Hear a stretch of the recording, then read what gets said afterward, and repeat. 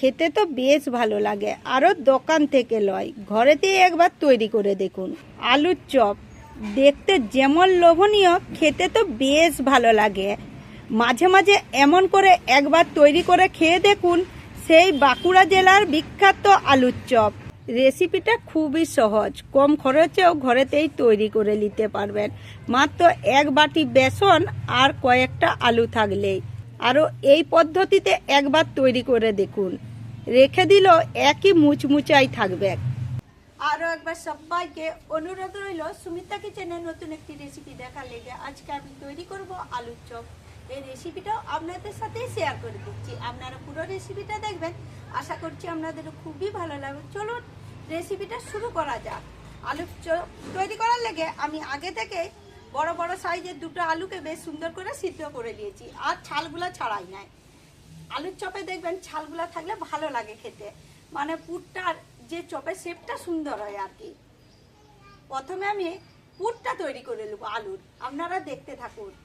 বেশ সুন্দর করে তৈরি করব, আপনারা দেখার পর তো পুরো অবাকই হয়ে যাবেন।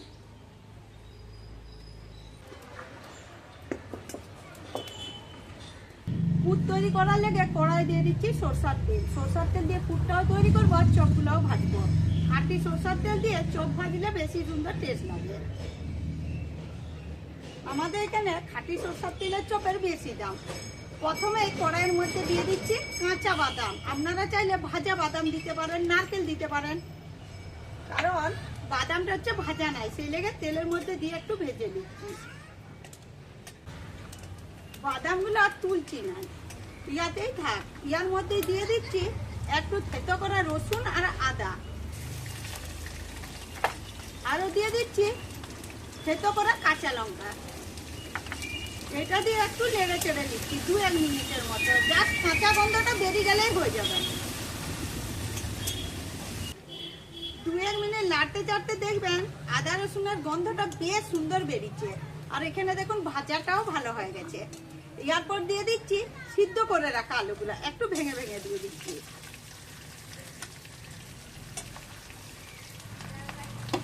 আমি আলুর ছালগুলা ছুলি না, আপনারা চাইলে ছুলেও দিতে পারেন।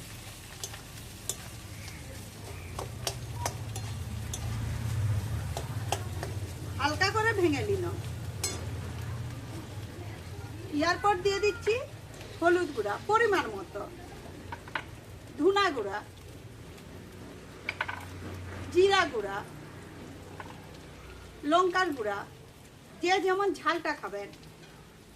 দিয়ে দিচ্ছি স্বাদ মতো নুন, আরও দিয়ে দিচ্ছি মেথি পাতা, আপনারা চাইলে ধনা পাতাও দিতে পারেন, কিন্তু চপে মেথি পাতার টেস্টটা আরও বেশি ভালো।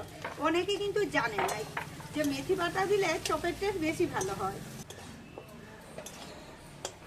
বেশ সুন্দর করে আলুর পুরটা তৈরি করে নিয়েছি, আর আলুর পুরটা থেকে গন্ধটা কত সুন্দর বেরিয়েছে, আপনারাকে কি বলবো। সেই লেগেই তো বলছি বন্ধুরা, আপনারা একবার এইভাবে বাঁকুড়া জেলার সেই বিখ্যাত আলুর চপ তৈরি করে খেয়ে দেখবেন। অনেকে মানুষ বলে না বাঁকুড়া জেলার লোক চপ মুড়ি খায়, আসলে বাঁকুড়া জেলার লোক তো খেটে খায়, ওদের তো আর একটু আধটু জল খাবার খেলে হবে না, সেই লেগে চপ দিয়ে মুড়ি ঢেসারা খেয়ে কাজে চলে যায়। সবাই গরিব মানুষ, মাঠে লুটে কাজ করে। বেশ সুন্দর করে তেলের মধ্যে তুলে দিচ্ছি। এইদিকে চপগুলো ভাজবো বলে তেলটা গরম করতে দিয়ে রেখেছি, আর এইদিকে দেখুন চপের পুরটা বেশ সুন্দর করে ঠান্ডা হয়ে গেছে। এরপর পরিমাণ মতো লুবো আর গোল গোল করে লুবো। প্রথমে একটু গোল গোল করে নিচ্ছি,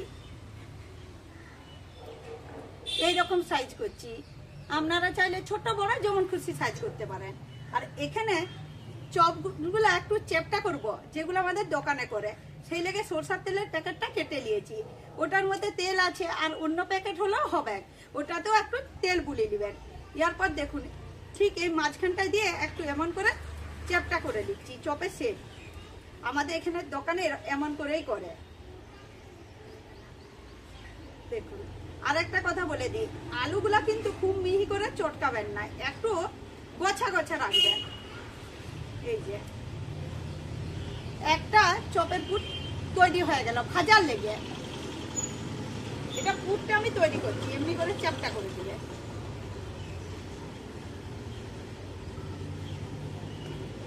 আমাদের এখানে অনেক অনেক চপ করে তো দোকানদাররা আগে পুরটা গোল গোল করে রেডি করে দেয়, তারপরে এমনি করে চ্যাপটায় আর বেসনের মধ্যে দিয়ে ভাজে। আর আমি তো অল্প করছি, সেই লেগে আগে হচ্ছে একটু করে দিচ্ছি আর চ্যাপটা করে দিচ্ছি। সব চপের পুরগুলাই একই মাপ করে চ্যাপটা করে নিয়েছি। আর এখানে দেখুন দুটো আলুতে আমার 13 থেকে 14টা হয়েছে। আপনারা চাইলে আরো ছোট করে পাতলা করেও তৈরি করতে পারেন, দোকানে তো ইয়ার থেকে পাতলা তৈরি করে। ইয়ার পর এটা একটা ধারে রেখে দিচ্ছি। আর এদিকে আমি বেসন দিয়েছি একটা পরিমাণ মতো মাটি মাপ করে। ইয়ার মধ্যে দিয়ে দিচ্ছি স্বাদ মতো নুন, আরো দিয়ে দিচ্ছি 1 চামচ খাবার সোডা।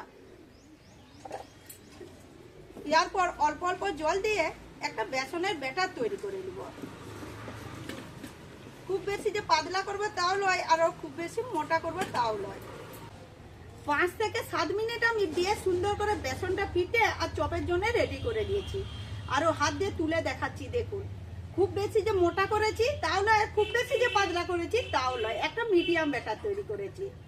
ইয়ার পর তৈরি করে রাখা একটা করে চপের ফুল লুব আর বেসনের মধ্যে ডুবিয়ে দেব। খুবই সহজ চপ ভাজা। আর তেলটা তো আগে থেকেই গরম আছে। আমার তেলের মধ্যে যতগুলা ধরবে আমি ততগুলাই দেব। আমি তো আর দোকানদার নয় যে আমার হচ্ছে 1 কড়াই তেল হবে।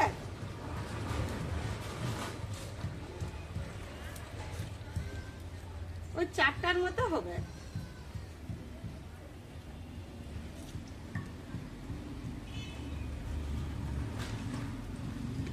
আর চপগুলা মাঝারি তাপে ভাজতে হবে, 4টাই দিই।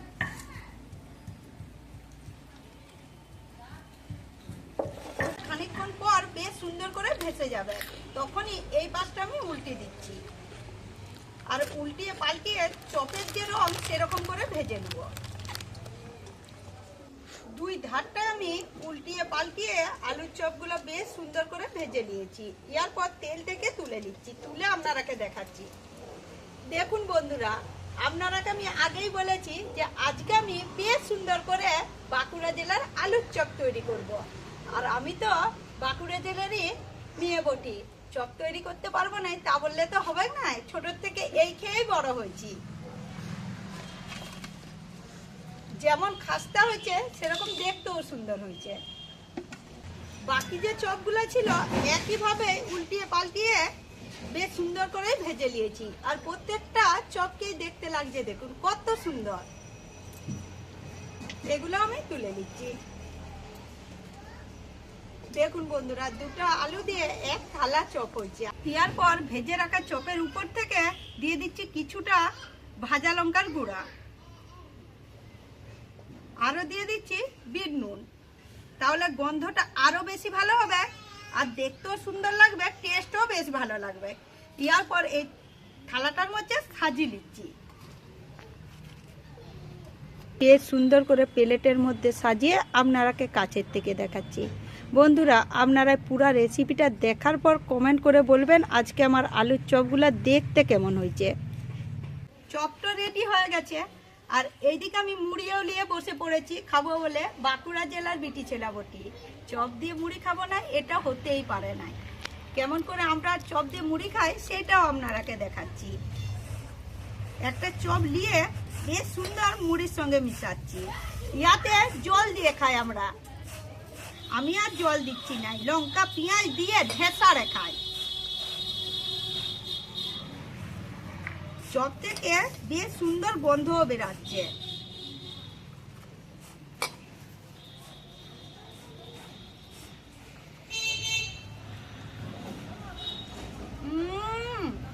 একদম সুন্দর হয়েছে বন্ধুরা, একদম।